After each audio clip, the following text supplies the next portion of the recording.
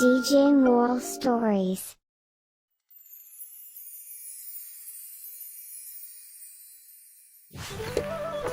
ஒமேகர் cut கிராமத்துல நாராயணன்ங்கிற ஒருத்தர் வாழ்ந்துட்டு வந்தாரு. அவர் கிராமத்து மார்க்கெட்ல பானிபூரி ஸ்டால் வச்சிருந்தாரு. அவர் கலர் கலரா பானிபூரி ரெடி பண்ணிட்டு இருந்தாரு. பானிபூரி அங்க இருக்கிற ஜனங்களுக்கு ரொம்பவே பிடிச்சு போச்சு. பிரமாதம் நாராயணன் மாமா, உங்க பானிபூரி ரொம்ப சுவையாவும் அட்டகாசமாவும் இருக்கு. இந்த மாதிரி பானிபூரியை நீங்க எப்படி பண்றீங்க? எங்க தாத்தா காலத்துல இருந்து இந்த கலைய கத்துட்டு வந்துட்டு இருக்கோம். தாத்தா அவர் இருந்த காலம் வரைக்கும் பண்ணாரு. ஆனா எங்க அப்பா அதை அடுத்த கட்டத்துக்கு கொண்டு போனாரு. நான் இப்ப அதை நல்லபடியாவே நடத்திட்டு அதை இருக்கேன். கேட்டதும் கஸ்டமர் சிரிக்க ஆரம்பிச்சிட்டாங்க. நாராயணனை கிண்டல் பண்ணிட்டே சொன்னாங்க, ஆனா உங்க புள்ள எங்கேயோ போய் என்னென்னமோ பண்ணிட்டு இருக்கான் போல இருக்கு மாமா. அவன் நாள் முழுக்க அவன் ஃப்ரெண்ட்ஸோட சேர்ந்து ஊரை சுத்திட்டு இருக்கானாமே. உங்களோட இந்த வியாபாரத்தை அவன் அடுத்த கட்டத்துக்கு கொண்டு போவான்னு எனக்கு நம்பிக்கை இல்ல. அந்த வீணா போனவ பேரை சொல்லாதீங்க. பொறுப்பு இல்லாம சுத்துற பையன் குடிசையில இருந்துகிட்டு அவ அரண்மனையை பத்தி கனவை கண்டுட்டு இருக்கிறான். நாராயணனோட பையன் மோகன் அப்பா செய்யற பானிபூரி பிசினஸ ரொம்ப சின்ன வேலையா நினைச்சுக்கிட்டு இருந்தான். அதனால சிட்டிக்கு போய் பெரிய லெவல்ல ஏதாவது செய்யணும்னு ஆசைப்பட்டான். நான் பெரிய பணக்காரன் ஆகணும்னு கனவு கண்டுகிட்டு இருக்கேன். அதனால என்னால இந்த மாதிரி சின்ன சின்ன வேலையெல்லாம் செய்ய முடியாது. சும்மால நம்ம பெரிய பணக்காரன் ஆயிட முடியாது. அதுக்காக நம்ம பெருசா ஏதாவது செய்ய வேண்டி இருக்கும். அப்படி ஏதாவது செய்யணும்னு தான் நான் யோசிக்கிறேன். சிட்டிக்கு போய் பெரிய ரெஸ்டாரண்ட் அல்லது ஹோட்டல் ஆரம்பிக்கலான்னு இருக்கேன். இல்லனா பெரிய ஜவுளி கடை வைக்கலான்னு இருக்கேன். அதை கேட்டதும் தன்னோட நண்பன் சோகன் சொன்னா, இப்ப எதுக்கு நீ அதையும் இதையும் சொல்லிக்கிட்டு இருக்க? உங்க அப்பா தான் பானிபூரி கடை வச்சிருக்காருல, அதையே பார்க்க வேண்டியது தானே. நீ அதை விட எதையாவது பெருசா பண்ணி காமிச்சிட்டேன்னா நான் என் மீசை எடுத்துக்கிறேன்டா. சோகன் சொன்னதை கேட்டதும் மோகன் கண்டிப்பா அதை செஞ்சு காட்டணும்னு முடிவெடுத்தான். அப்புறம் ஒரு நாள் நாராயண் கிட்ட அவன் சொன்னா, அப்பா, நான் பெரிய பணக்காரன் ஆகணும். பணக்காரனா? நீ தாராளமா பணக்காராகப்பா. நான் என்ன உன்னை வேண்டான்னு சொன்னனா இல்ல நான் தடுத்தனா? பணக்காரன் ஆகணும்னா அதுக்கு நான் பெரிய வியாபாரம்லாம் பண்ணணும்ப்பா. வியாபாரத்துக்கு பணம் தேவைப்படுது.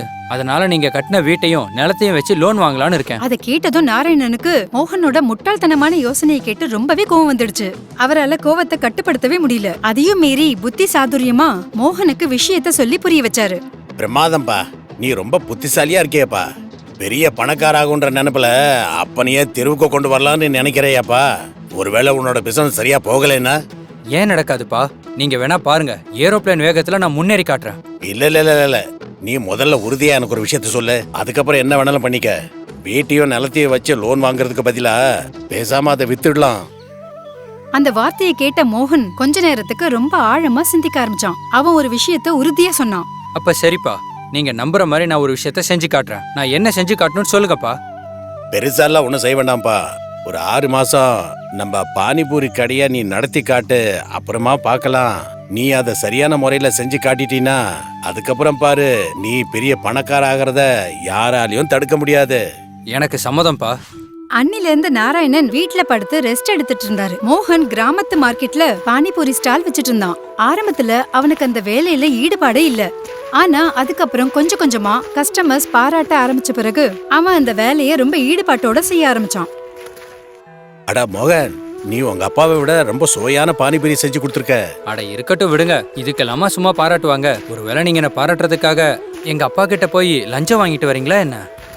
அட இல்லப்பா, நிஜமாவே உன்னோட பானிபூரி ரொம்ப டேஸ்டாவே இருக்கு. நான் சொல்றது நம்பிக்கை இல்லைன்னா யாரை வேணாலும் கேட்டுப்பாரு. கொஞ்சம் கொஞ்சமா மோகன் பானிபூரி பிசினஸ ரொம்ப ஈடுபாடோட செய்ய ஆரம்பிச்சான். அப்புறம் ஒரு நாள் மனசுக்குள்ள யோசிக்க ஆரம்பிச்சான். இப்போ நான் எங்க அப்பா கிட்ட போட்ட பந்தயத்துல ஜெயிச்சிருவேன். ஏன்னா என்னோட பானிபூரி பிசினஸ் முன்ன விட இப்ப ரொம்பவே நல்லா போய்கிட்டு இருக்கு.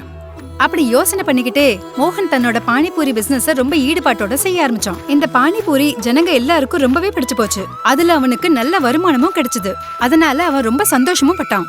ஒரு நாள் ராத்திரி அவன் தூங்கிட்டு இருக்கும்போது அவனோட தாத்தா அவன் கனவுல வந்தாரு. ஆனா நான் இந்த மாதிரி பானிபூரி விக்கிறத நினைச்சு ரொம்ப வெக்கப்பட்டிருக்கேன் தாத்தா. ஒரு விஷயம் நல்லா புரிஞ்சுக்கோ பேராண்டி, எந்த ஒரு வேலையும் பெருசோ சின்னதோ கிடையாது. வேலை வேலைதான். நாளையில இருந்து உங்க அப்பா கிட்ட விதவிதமா பானிபூரி செய்ய கத்துக்க, ஜனங்களுக்கு செஞ்சு கொடு. அதுக்கப்புறம் பாரு, நீ கண்டிப்பா பணக்காரன் ஆயிடுவ. அப்படி சொல்லிட்டு மோகனோட தாத்தா மாயமா மறைஞ்சிடுறாரு. அடுத்த நாள் மோகன் தன்னோட திபங்கர் தாத்தா சொன்ன வார்த்தைய நினைச்சு பார்த்தான். தாத்தா சொன்னதும் ஒரு வகையில சரிதான். எந்த வேலையும் சின்னதோ பெருசோ கிடையாது. இனி இந்த ஸ்டால்ல வர்ற பணத்தை சேர்த்தே நான் என்னோட ரெஸ்டாரண்ட்டை ஆரம்பிப்பேன். அப்புறம் பணக்காரனாய் காட்டுவேன். அடுத்த நாள் மோகன் தன்னோட அப்பா கிட்ட இருந்து ஃபயர் பானிபூரி செய்யற முறையே கத்துக்கிட்டான். அதுக்கப்புறம் அவன் மனசுல புத்தம் புது யோசனை வந்தது. ஃபயர் பானிபூரி செய்யறவங்க ஏகப்பட்ட பேர் இருப்பாங்க.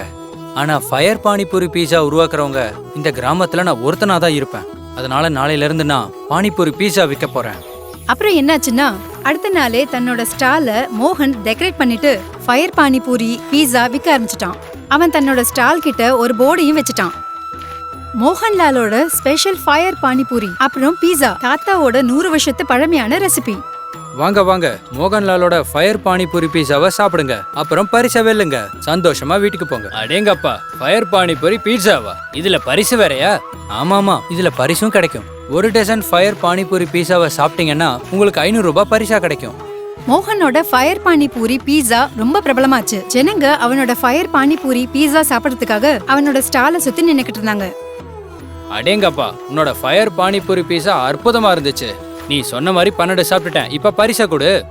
கண்டிப்பா, இந்தாங்க உங்க பரிசு. கொஞ்சம் கொஞ்சமா அவனோட ஃபயர் பானிபூரி பீஸாவால மோகன் நிறைய பணம் சம்பாதிக்க ஆரம்பிச்சான். அத பார்த்த நாராயண் ரொம்ப சந்தோஷப்பட்டாரு. அப்ப மோகன் கிட்ட சொன்னாரு, இத பாருப்பா மோகன், எனக்கு இப்போ முழு நம்பிக்கை வந்துருச்சுப்பா. நீ எந்த பிசினஸையும் நல்லபடியா பண்ணுவேன்னு. நீ இப்ப இந்த வீட்டையும் நிலத்தையும் அடமானம் வச்சுட்டு நீ நகரத்துக்கு போப்பா. அத கேட்டதும் மோகன் சொன்னா, ஆனா நான் இப்போ கடன் வாங்கி வேலை செய்ய வேண்டிய அவசியம் இல்லப்பா. இப்ப என்னோட சம்பாத்தியத்தால என்னால எந்த வேலையும் செய்ய முடியும். ஆனா இந்த வேலை ரொம்ப சின்னதுப்பா. இத செய்யறதுக்கு உனக்கு மனசுக்கு கஷ்டமா இல்லையா? அப்பா, எந்த ஒரு வேலையோ சின்னதோ பெருசோ இல்லப்பா. எந்த வேலை செஞ்சாலும் நம்ம ஆர்வத்தோட செய்யணும். அதை நான் இப்ப புரிஞ்சுக்கிட்டேன். என்னோட தாத்தா அதை எனக்கு புரிய வச்சுட்டாரு. அத கேட்ட நாராயணனுக்கு ரொம்ப சந்தோஷமா ஆயிடுச்சு. அன்னில இருந்து அப்பாவும் மகனும் சேர்ந்து ஃபயர் பானிபூரி பீஸா விற்க ஆரம்பிச்சிட்டாங்க. கொஞ்ச நாளைக்கு அப்புறம் மோகன் தன்னோட சம்பாத்தியத்தினால சிட்டில ஒரு அழகான ரெஸ்டாரண்ட்டை ஓபன் பண்ணான்.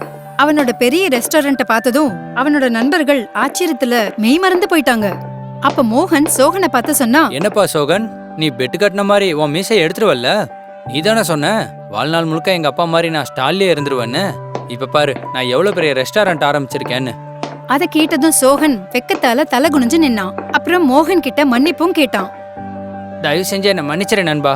இன்னைக்கு எனக்கு புரிஞ்சிருச்சு, நம்ம கடுமையா உழைச்சோன்னா உன்ன மாதிரி எல்லாரும் கண்டிப்பா பெரிய ஆள் ஆகலான்னு.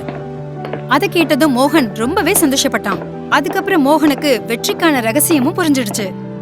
அப்புறம் அவன் வாழ்க்கையில பல சாதனைகள் பண்ண ஆரம்பிச்சான்.